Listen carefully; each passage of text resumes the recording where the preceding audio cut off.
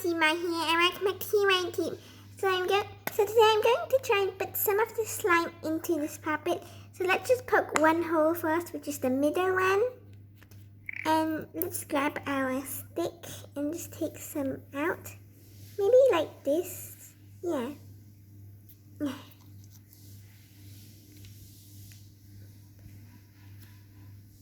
I'll probably use my hands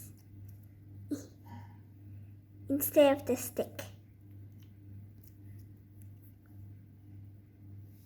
It will be a bit sticky though.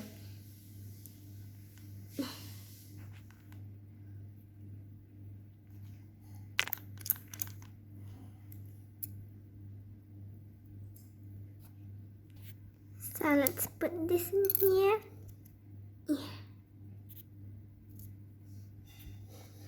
Now this may not work out though, but it feels nice though.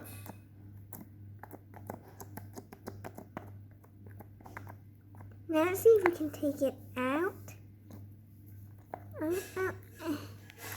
Oh yeah, it comes out right perfectly.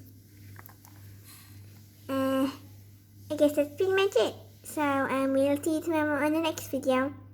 Bye bye.